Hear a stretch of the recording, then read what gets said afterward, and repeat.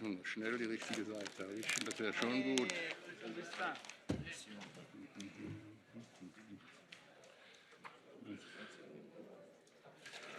Ja, schon.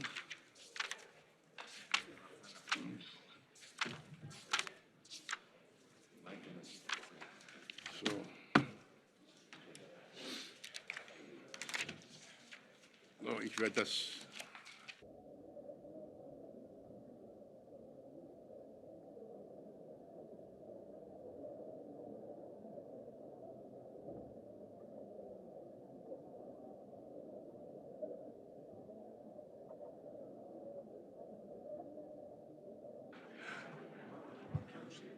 Please take your seats. We will start in some moments.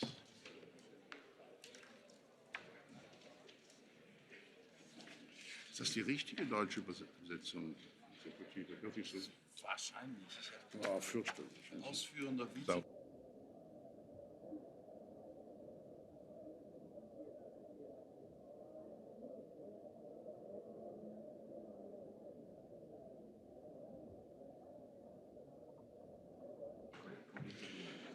Kolleginnen und Kollegen, wir starten nun unseren heutigen letzten Plenartag für diese Legislaturperiode.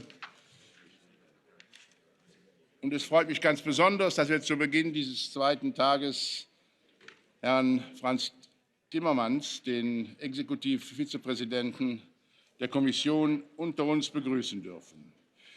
Sehr geehrter Herr Exekutivvizepräsident, lieber Frans, zu deiner Ernennung in der neuen Kommission möchte ich dir herzlichst gratulieren. Deine Anwesenheit bei uns zu Beginn deiner Amtszeit zeigt, dass wir den Green Deal gemeinsam aufbauen und umsetzen müssen. Ich bin stolz auf die Führungsrolle, die die Europäische Union bisher bei den UN-Klimaverhandlungen eingenommen hat. Auch der Ausschuss der Regionen ist beteiligt. In der nächsten Woche werden sich 6 unserer Mitglieder in der EU-Delegation der COP25 in Madrid einfinden. Im Jahre 2015 war unser Ausschuss die erste EU-Institution, die ein CO2-neutrales Europa bis 2050 gefordert hat, noch bevor das Übereinkommen von Paris unterzeichnet wurde. Du hast unsere volle Unterstützung dafür, dies als ein rechtsverbindliches Ziel der Europäischen Union festzusetzen. Es ist das absolute Minimum angesichts des Klimanotstandes. Heute fragen wir uns nicht mehr, ob wir auf den Klimawandel reagieren müssen, sondern wie und wie schnell. Lokale und regionale Gebietskörperschaften müssen dabei nicht nur Verbündete, sondern grundsätzliche und wichtige Akteure und Partner sein. Lieber Frans, wir haben nicht vergessen, dass du den Vorsitz der Taskforce Subsidiarität innehattest. Und ich danke dir für unsere gute, ja, ich würde sogar sagen, hervorragende Zusammenarbeit in diesem Rahmen. Die Taskforce ist zu dem Schluss gekommen, dass die EU eine neue Arbeitsweise braucht, um die gewählten Vertreter auf lokaler und regionaler Ebene besser einzubeziehen. Wir wollen gemeinsam die Effizienz, die Wirkung und den Mehrwert des EU-Rechts für das Leben der Bürgerinnen und Bürger verbessern. Der Green Deal bietet eine gute Gelegenheit, die Empfehlungen der Taskforce in die Praxis umzusetzen. Und ich bin mir sicher, dass wir da voll auf dich zählen können. Die nachhaltige Zukunft, die wir künftigen Generationen überlassen müssen, beginnt in unseren Regionen und Städten. Der Green Deal muss einen fairen, gerechten, lokalen und gut finanzierten Übergang ermöglichen. Deshalb werden wir heute eine Entschließung zum europäischen Green Deal verabschieden. Wir müssen die Gelegenheit nutzen, um unsere Anstrengungen zu verstärken.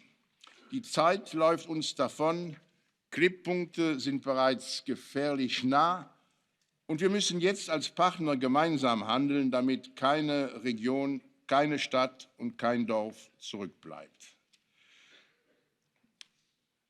Lieber Frans, ich erteile dir das Wort.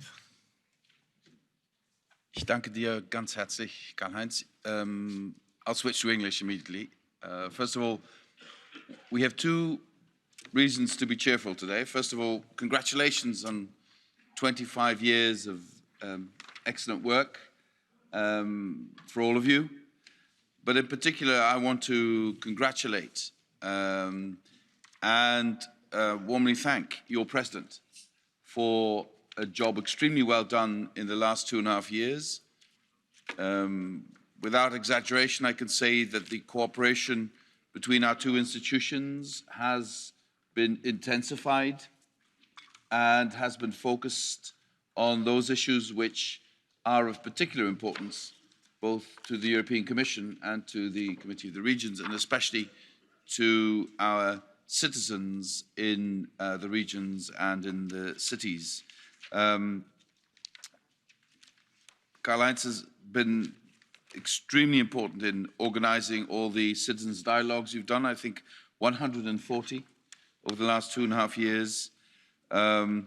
And he has been a driving force of the task force on subsidiarity with very concrete results which were supported by the mayors taking part in this and the representatives of the regions. I think this regional hubs pilot project could be extremely valuable also for the future of how regions are directly involved in EU lawmaking and decision-making.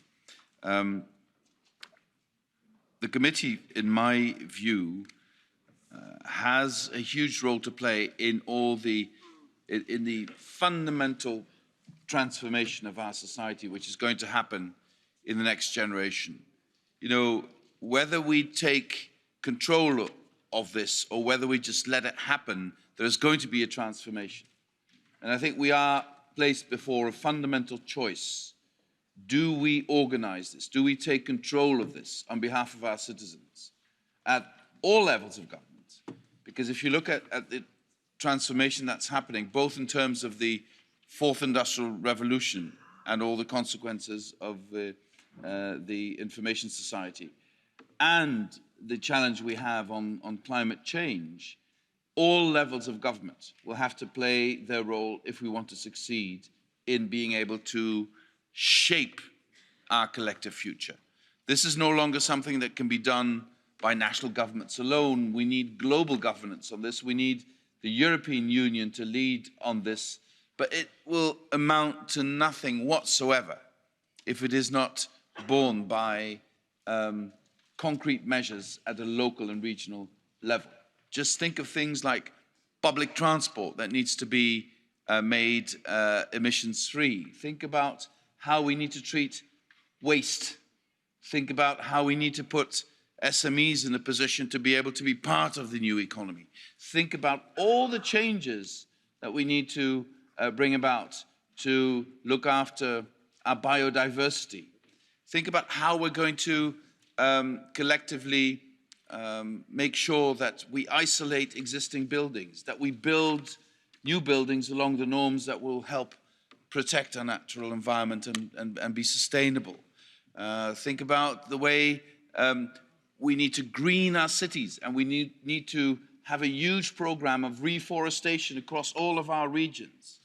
We need every single one of you in every member state to be an integral part of this for us to succeed. And we need also to make sure that we take the right decisions at the right level to make this happen. Karl-Heinz, you were also a very important contributor to the success of the Covenant of Mayors. I think you're adopting also an opinion on the Covenant today, which I think is extremely important. One of my dreams is to create a cooperation of mayors, of cities across the European Union, cities who want to be part of this network. And just imagine, I'm just giving you a couple of ideas we could work on. Just imagine mayors of cities would agree that we need to green our public transport and make it emissions-free. Just imagine then you could organize this, learn from each other and organize this on a much larger scale. Because I see in many cities now procurement going on for instance, electric buses.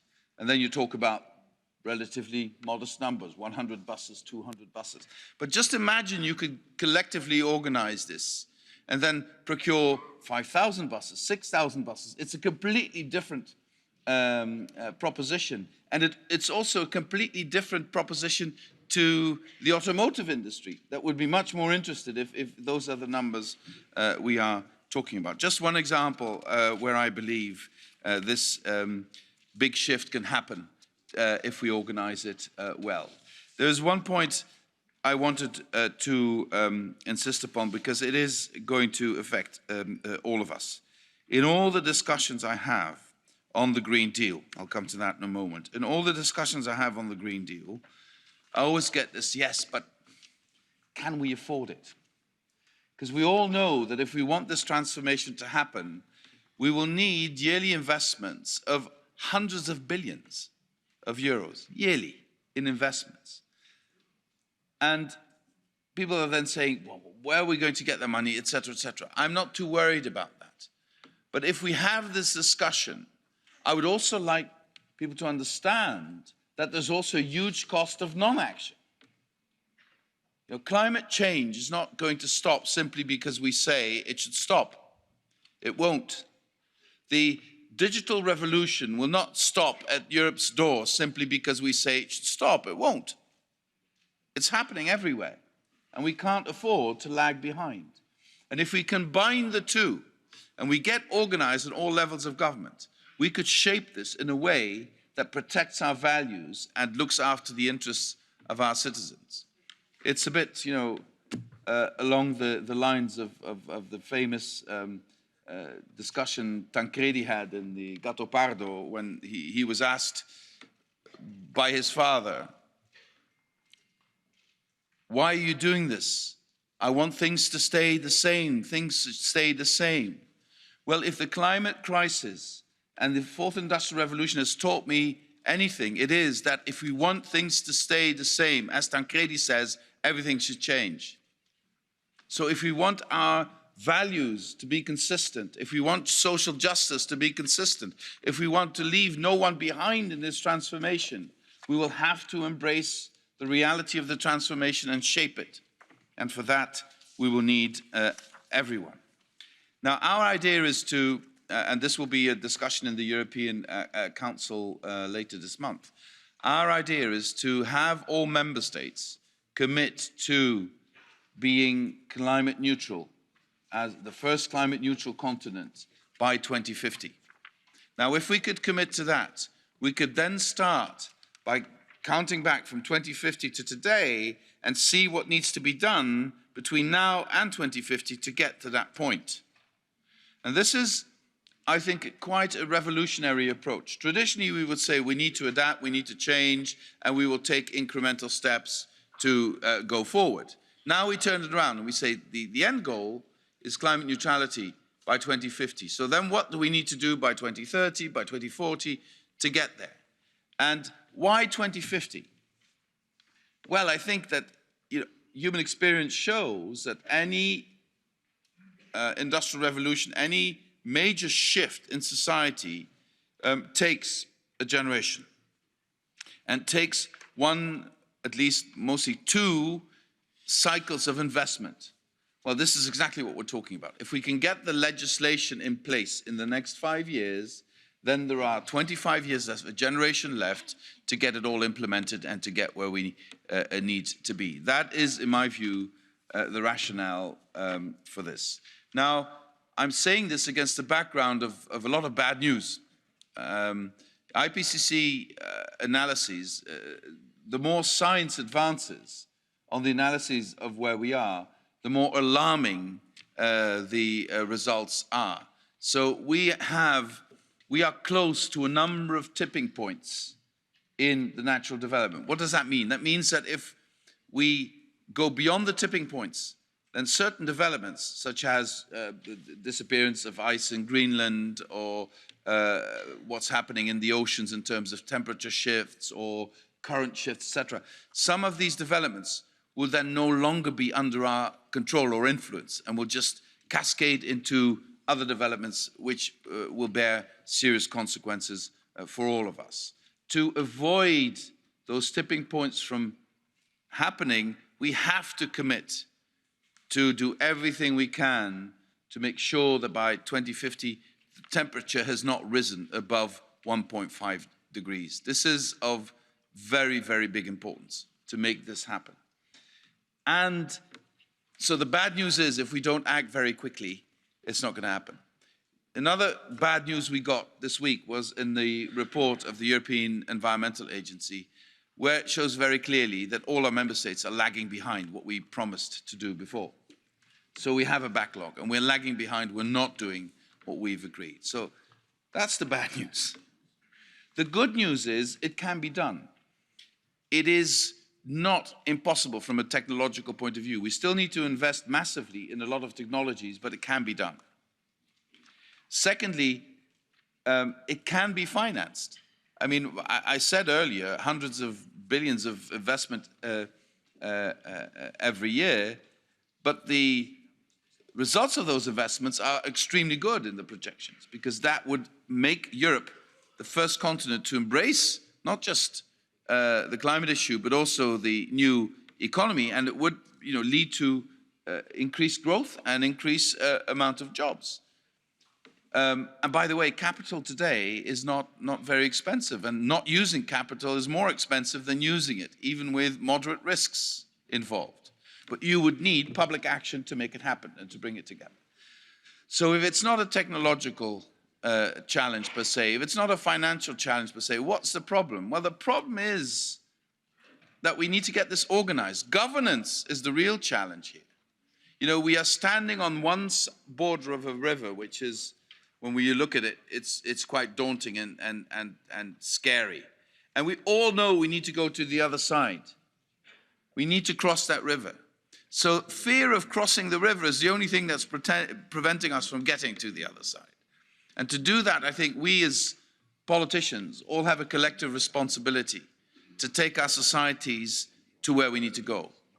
But not in a traditional, I would say, paternalistic way. It has to be a process that includes the participation of our citizens. That's why the Committee of the Regions, at the end of the day, is so extremely important. The Green Deal we will launch, the communication on the Green Deal we will launch next week, will have this at its core. This is how the Commission thinks we would need to act in leading up to 2050. But we are open to listen to your contributions, and we want you to be part of it, because otherwise it will not happen. And crucially, we can leave no one behind, because the risk of this, like in any industrial revolution, like in any major paradigm shift, the risk is always that you have a relatively small group of people who will come out of this as big, big winners, and you have a big, big group of people who will lose. That is what happens in an industrial revolution if it is not governed by democratic means, I fear. So we need to get this organized at all levels to make sure that everybody comes along, and to make sure that people who now today are afraid that this is going to cost them their jobs and that they can't pay for the isolation of their houses, that their energy prices are going to go up, etc., that people know that what we're doing is something they can also profit from. That's why in our plans we will have to have a couple of very concrete proposals, objectives that we can share with people. For instance, I'll give you two examples and then I'll finish. For instance, I believe we need a massive, massive program of reforestation in Europe. And I believe this is something that can be worked on with you to make sure not just that we plant trees everywhere, but also that because of climate change, already many of our forests are suffering. And the changes in those forests should be addressed by measures that will make these forests more vibrant again. In the same vein, we absolutely need to make a priority of greening our cities. You know, in many of our member states, the one issue that is very topical for citizens is air quality. More than 400,000 people in Europe every year die prematurely because of bad air quality, and it's getting worse. And we need to take measures in our cities to make that better. So on transportation, on waste management, but also on greening of the cities. Greening cities will create carbon sink, so the air quality goes up, and will also lead to, especially in the Mediterranean area, to lower temperatures in the cities, which is something we desperately need as well.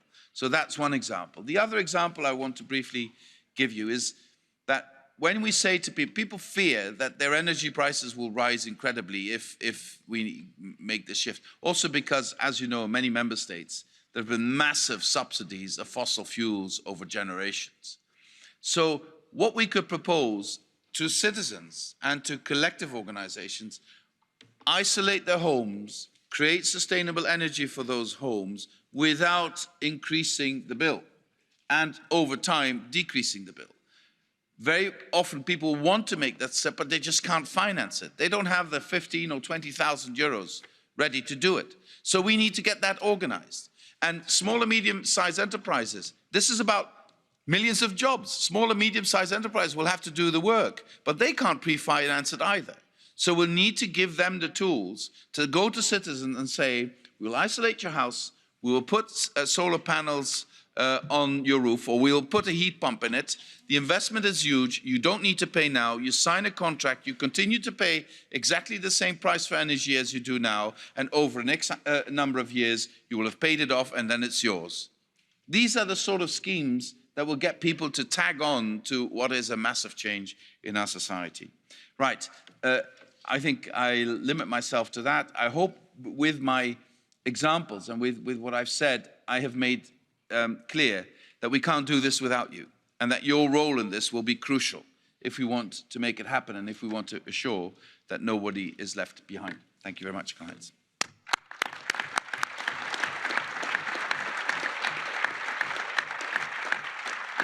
Merci beaucoup pour cette introduction et pour cette communication, un moment très décisif pour l'évolution du climat dans le monde. Et maintenant, je donnerai la parole respectivement aux porte-parole des groupes politiques, à un représentant des jeunes politiciens et à notre premier vice-président. Et après cela, après M. Marcoula, M. Timmermans va répondre encore une fois et puis on verra où on est avec le temps parce que nous nous étions engagés auprès de lui de terminer ici à 10 heures parce qu'on peut quand même s'imaginer qu'il y a encore d'autres dates aujourd'hui. Sans plus tarder, je donne la parole à notre collègue Lamors.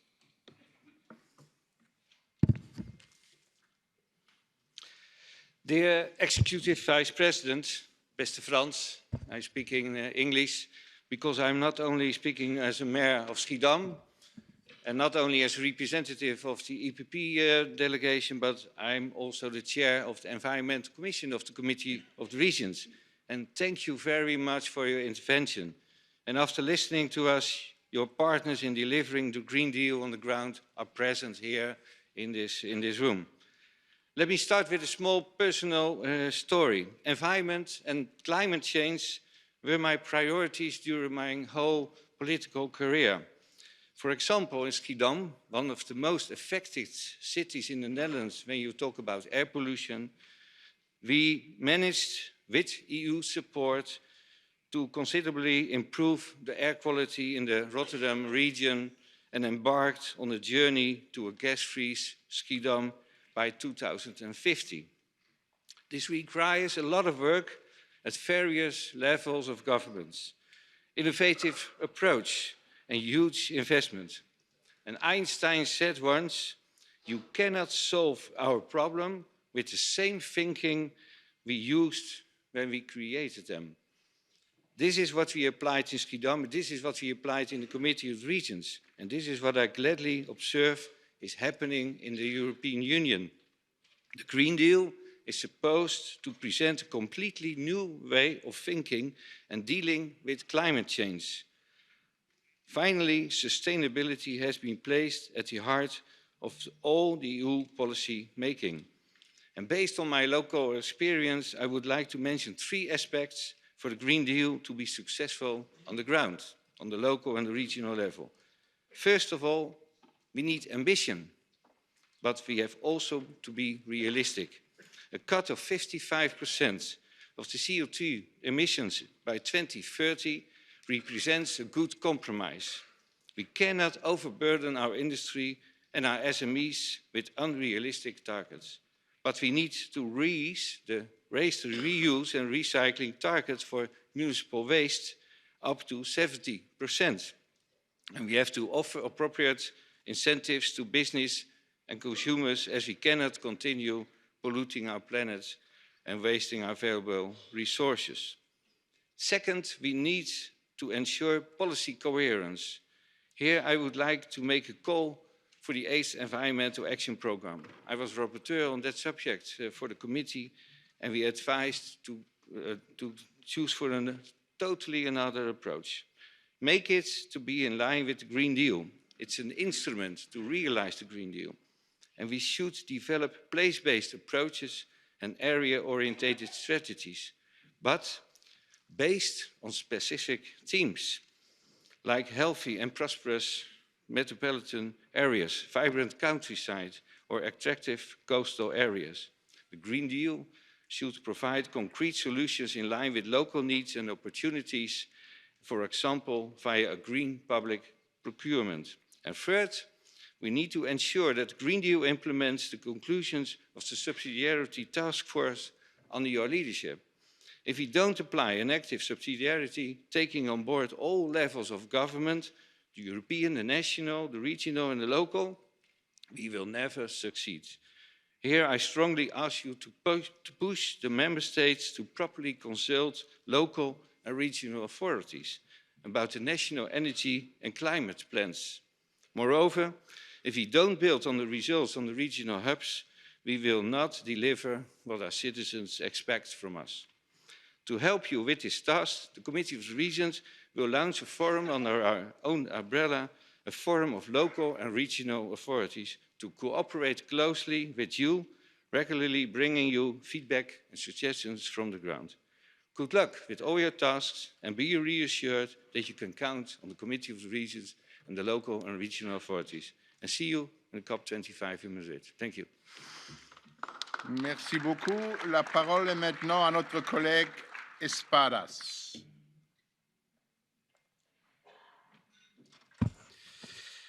Gracias, buenos días. En primer lugar, presidente Lambert, ha sido un honor trabajar con usted estos 2 años y avanzar en temas de enorme importancia. En este debate, como coordinador de mi grupo en esta cuestión y también como alcalde de Sevilla y presidente de la red de ciudades españolas que luchan contra el cambio climático, más de 400 ciudades, quiero felicitarle, señor Timmermans, porque es un orgullo y un honor que una persona como usted lidere este gran proceso en el proyecto europeo. Y lo es porque, como hemos escuchado aquí, se puede decir más alto, pero no se puede decir más claro cuáles son los retos y cuál debe ser el impulso, el estado de ánimo que hay que acometer para este gran proceso.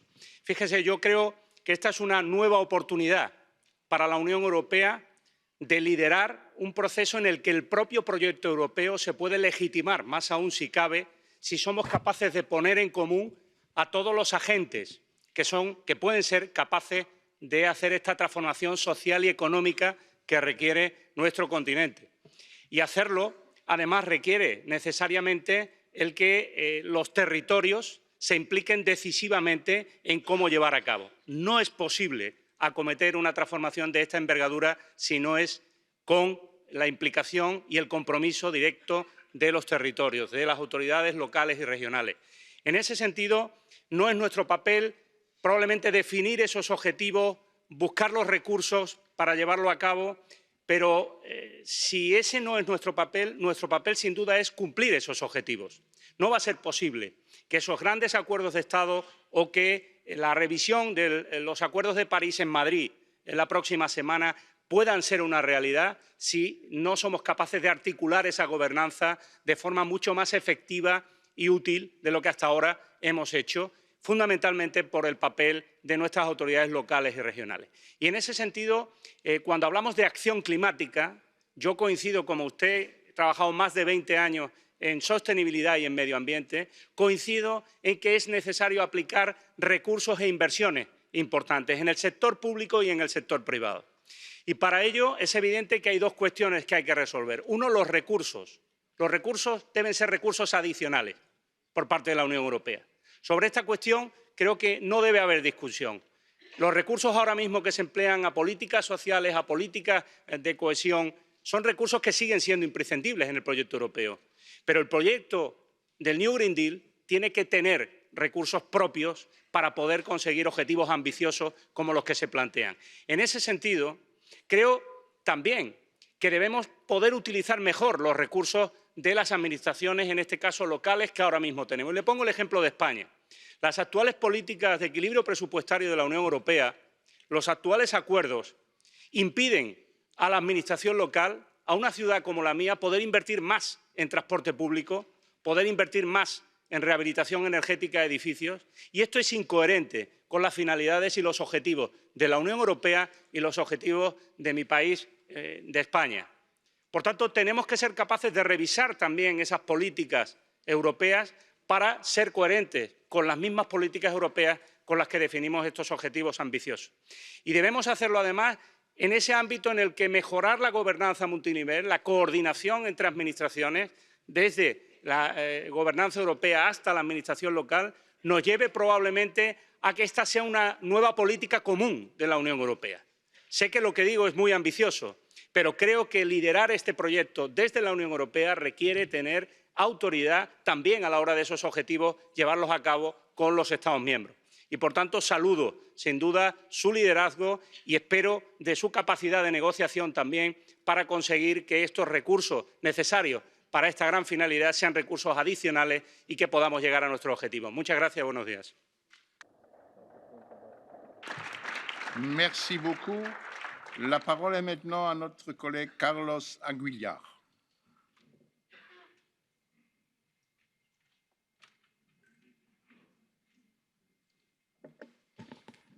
Buenos días a todos. Para comenzar, quiero agradecer el poder estar aquí en esta sesión sobre el Green Deal y felicitar y desear mucha suerte al nuevo equipo de comisarios de la Comisión Europea y muy especialmente al señor vicepresidente Timmermans por escuchar nuestros problemas. Yo vengo aquí a hablar de un problema grave. La Unión Europea lleva casi 10 años intentando que se abandone el carbón como fuente de energía. Hace unos años, en 2010, publicó la decisión del Consejo 2010/787, que en la práctica ha ocasionado la parada de la extracción de carbón en casi la totalidad de las minas de mi país. Había una fecha tope, el 31 de diciembre de 2018, el final del año pasado. Antes de esa fecha se han cerrado ya muchas minas y con ellas se cierran también las centrales termoeléctricas que queman carbón para generar energía. En mi región, Castilla y León, estamos a punto de acabar con las emisiones de CO2 procedentes del carbón. Ya casi no contaminamos. Se ha hecho lo que Europa quería. Ahora, desde la Unión Europea, para acabar definitivamente con las emisiones de CO2, se está planteando un fondo justo de transición para las regiones carboníferas.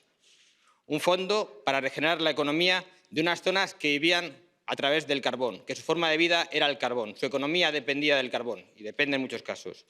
Nosotros estamos sufriendo ya los problemas de dejar de utilizar carbón. Hemos parado la extracción de carbón y sufrimos sus graves consecuencias. Altas tasas de desempleo, destrucción de la economía, problemas de gestión de energía, pérdida de población en las zonas mineras que, si no se soluciona, quedarán prácticamente despobladas. Porque el carbón era su forma de vida. Nosotros hemos parado la minería del carbón sin haber una alternativa económica y por ello sufrimos graves problemas económicos y sociales.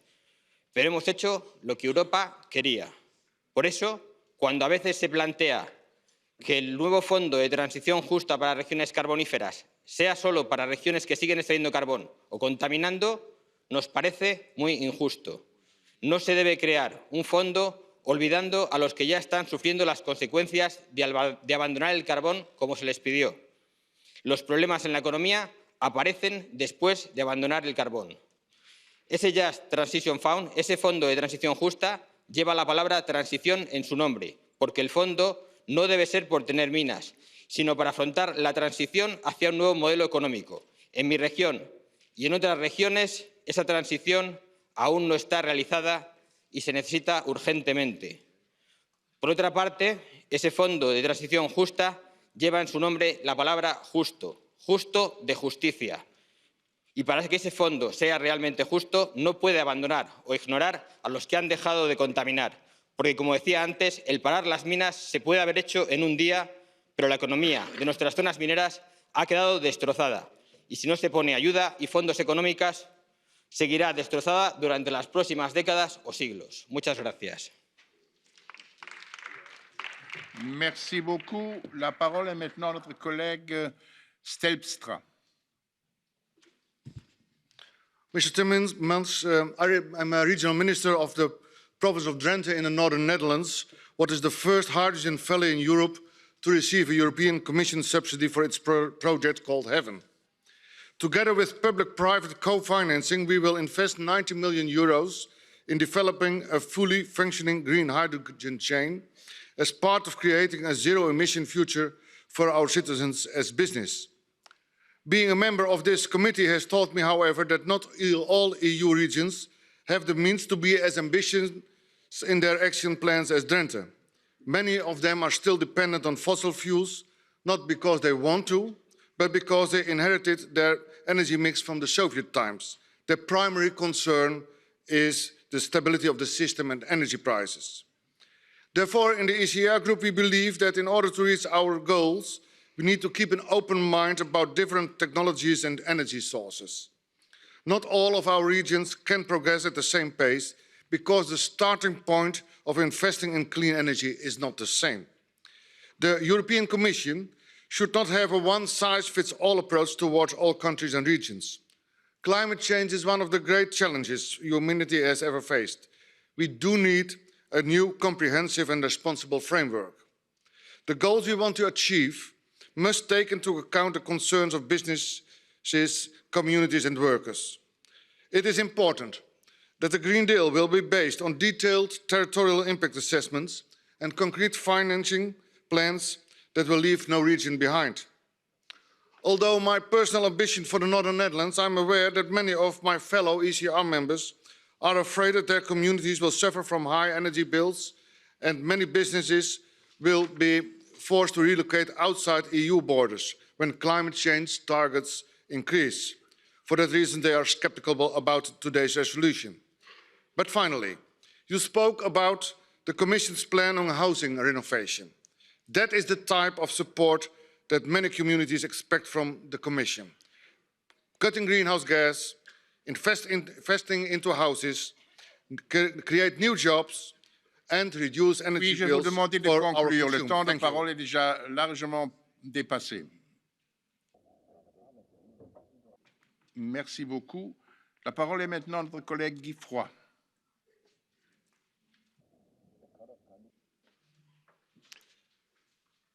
Geachte commissaris, beste collega's, in de kranten, op tv, op de trein naar het werk, het klimaat was het gespreksonderwerp de afgelopen maanden.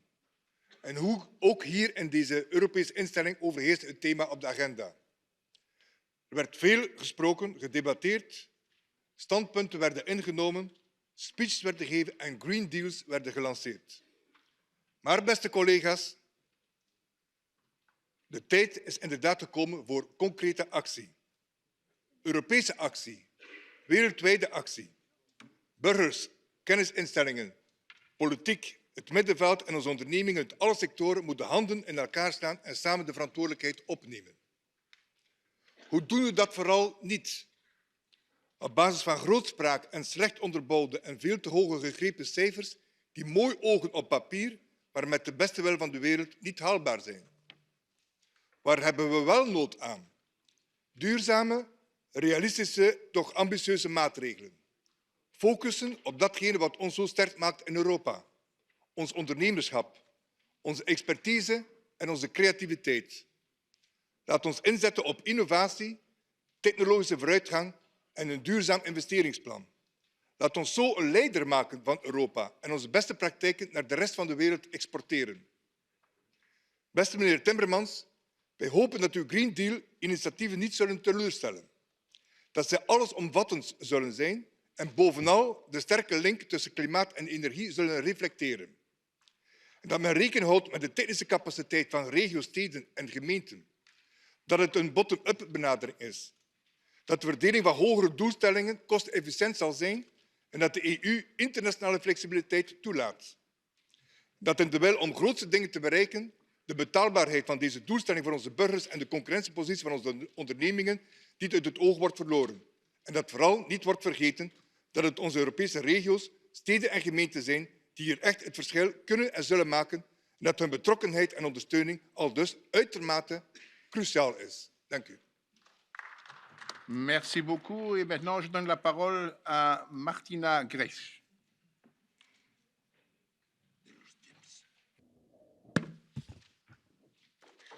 Dear President Lambert, dear Vice President Timmermans, dear members of the European Committee of the Regions, I am Martina Grech. I was 18 years old when I was elected to represent my local council in Ormi, a community in a small but big-hearted island in the middle of Europe, Malta. And now I am here today in Brussels to represent all my fellow young elected politicians who come from all over Europe, thanks to the COR, to exchange together our views, experiences and expectations on how to accelerate climate action locally. Young people are demonstrating around the world for climate justice. We agree with them that we have to go from talking to acting. It is a matter of political will. We have this political will. We are ready to act and lead by example. Do you have the political will? Will you help us? In order to take further action, we need further legal, financial, and political support from the European Union to have a bigger impact.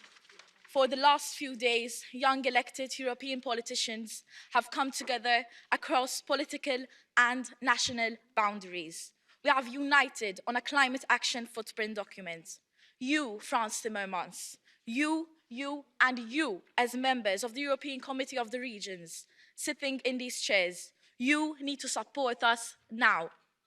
We have to jumpstart actions and scale up solutions now. Actions speak louder than words. We ask you to boost a green and circular economy, focus on social transition via green education, boost the share and reuse economy, ensure a green and just taxation policy, support local, cheaper, accessible, and cleaner public transportation, reduce bureaucracy and simplify regulations, invest more in sustainable building renovations. You and I are all part of local communities. We, as young leaders, work hard in our local communities to make a livable future for ourselves and our future children. We unite, we come together, cross parties and cross European countries. And if I, as a 19-year-old, can take action, and if I can stand up here today to make our voice heard, so can you. Help us succeed faster as we take action. Let's do this now. Thank you.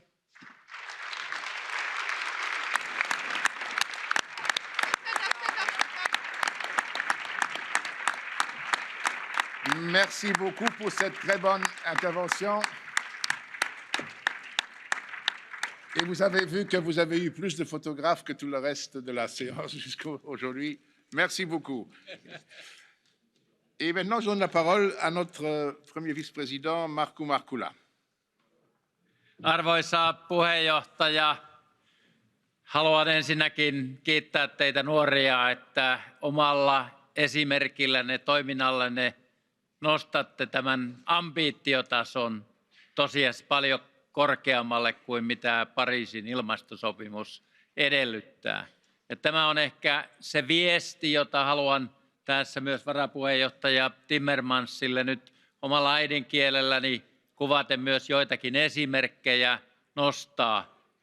Meillä on täydet mahdollisuudet todella saavuttaa tuo kunnianhimotaso, joka on siis vaativampi kuin Pariisin sopimus.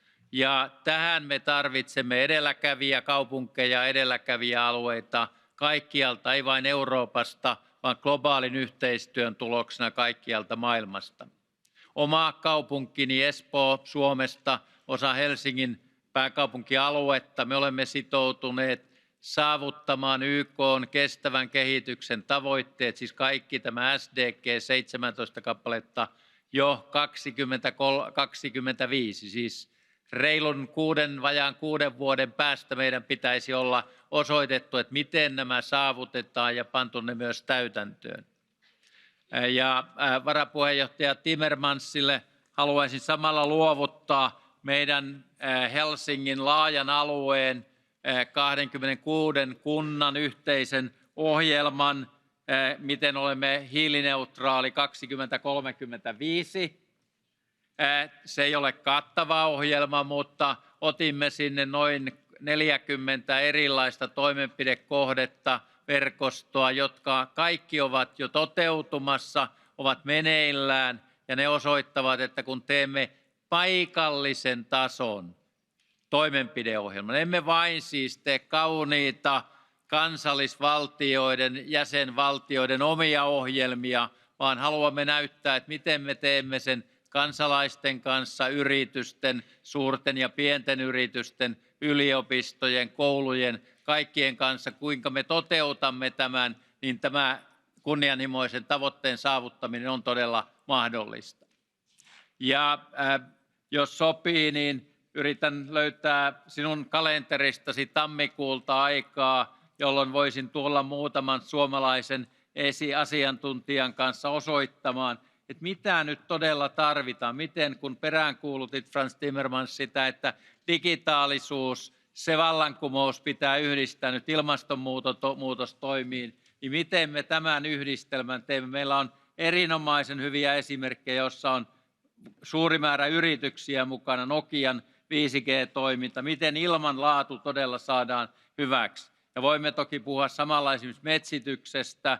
Itsekin luulen tietäväni siitä aika paljon, kun olen istuttanut elämässäni yli 100 000 puuta, jotka kasvavat pääasiassa Lapissa. Ne kasvavat vähän hitaammin, koska luonto on siellä aika rankkaa, mutta ne kasvavat kuitenkin ja vaikuttavat ilmanlaatuun. Yli 70% pinta-alastamme Suomesta on metsää, jolloin meillä on tämän aihepiirin sekä yritys- että kansalaiskokemusta välitettävänä. Ja sopiiko, että päätän tämän vielä siihen, että näemme kahdestaankin useita kertoja lähipäivinä, kun vedän alueiden komitean valtuuskuntaa Madridissa, lennän sinne jo huomenna. En mene soutamalla tai rautateitse, vaan Suomesta lennän kotoani meidän itsenäispäivän iltana. Huomenna vietämme itsenäispäivää, mutta sitoudumme tähän aktiiviseen työhön ilmastonmuutoksen tavoitteiden saavuttamiseksi. Kiitos työstänne. Merci beaucoup. Et maintenant, je recède la parole à M. Timmermans pour qu'il puisse répondre à vos remarques et suggestions. Thank you very much. Sadly, I've run out of time, so I'll try and be as brief as I can. You know, a bit provocative. Imagine some astronomers would discover in a galaxy far, far away a comet that is heading to Earth. And if we do nothing, it will hit Earth in 30 years' time. And then we would say, yeah, we need to do something, but it shouldn't be affecting our business too much. We need to change a couple of things, but not too much. We've had calls for so long, let's keep it a while. We are in a climate emergency. It's not just nice to do, we need to do it. So please keep that in mind when you say it should not be too disruptive for businesses. Businesses need to adapt. And by the way, most businesses absolutely understand this. I think the sense of urgency, especially in big business, is higher than in politics, frankly. So let's keep this in mind when we say, well, we need to be realistic. Realistic is that we have a climate crisis. That's realistic. Realistic is that if we don't belong to the early adapters, the pace will be dictated by other continents, and we can just follow what they do instead of being masters of our own destiny. That is realistic. But of course, in this process, we need to look at our existing rules and our existing policies and whether they are still fit for purpose in the framework of this challenge. And there I would say the Just Transition Fund is important, but it's only part of a much larger just transition mechanism, because we have to reorient all our policies towards helping our regions, our cities, our member states to adapt and to make sure that we can embrace the opportunities these two fundamental developments will offer. And this will differ from region to region. In many parts of the Mediterranean regions, we will have to do a lot of work on climate adaptation. Desertification is a huge challenge. The lack of water one day and being flooded the other day is a huge challenge. In Spain, the phenomenon called gota fria was something that happened every 50 years. Now it's happening almost every year. And who knows, even more than once a year. This has huge implications for our adaptation efforts. But this offers also huge opportunity for businesses at the same time. In Central and Eastern Europe, the air quality in cities is dismal. And is there anyone in this room who finds it acceptable that our children grow up in air that is so bad that this is impeding their growth and making them sick? No, no. And we can change that. But if these regions can't do it on their own, the Just Transition Fund and other means should be put at their disposal to make it happen. I myself am from a coal region. The last coal mine in our region was closed 50 years ago. And still today, you know, and my hometown used to be among the 2-3 richest cities in the Netherlands. And for the last 40 years, my hometown has been between the 3 or 4 poorest cities in the Netherlands. So I know that if you don't do this right, whole regions will lose out, and this cannot happen. So that's where we need, and that's why also we had a long conversation last night with the ETUC to make sure that we leave no one behind and that we have specific programs for the specific situations in specific regions. And the coal regions will need that. But just imagine, just think for 5 minutes which fundamental transformation the automotive industry is going to go through in the next decade. Just think for 5 minutes what's going to happen to the steel industry, where we need to make steel factories use hydrogen as energy instead of coal and other fossil fuels. Just imagine what the level of investment needs to be. And then, yes, we will also have to look at state aid rules. Are they still fit for this? We will have to look at how we unleash the investment potential of public and private potential investors, how we help banks move towards a green investment policy, which some are doing, and I particularly want to salute the European Investment Bank that is going very quickly in that direction. So my message to you is never ever underestimate the huge, huge transformational situation we are in. And it might, you know, give you some comfort to think we can continue just, you know, tweaking a bit, changing a bit here, nice plan there. No, this is a paradigm shift, and the sooner everybody understands this, the sooner we can take the right measures to get where we need to be. And I retain a huge level. I'm realistic about the challenge, but I'm optimistic about the opportunity we have to use that challenge to set Europe on a path which will make us the leaders in the world in the new economy, and to create a situation where we live in balance with our natural environment. If we continue to live like this, we will need 4 Earths. We only have 1. So we need to rebalance that, and we can do that. We need to create circular economy. We've made the first moves in that direction, and it's working very well. We need to decarbonize our transport system. We need to decarbonize our energy system. We need to create Europe-wide grids, you know, because renewable energy is paying for itself now. It doesn't need any subsidies anymore. It's paying for itself, it's cheaper. The problem is we don't have the grids to bring it everywhere. And the problem is we don't have the ways of transposing one form of energy in another form of energy. So we have to invest in all these things. But if we do that, we have the collective capacity to do it. But you all need to be on board for this to happen. And I count on your support. Thank you very much, Mr. President. Merci beaucoup pour votre contribution et beaucoup de succès pour votre travail important dans les mois et années à venir.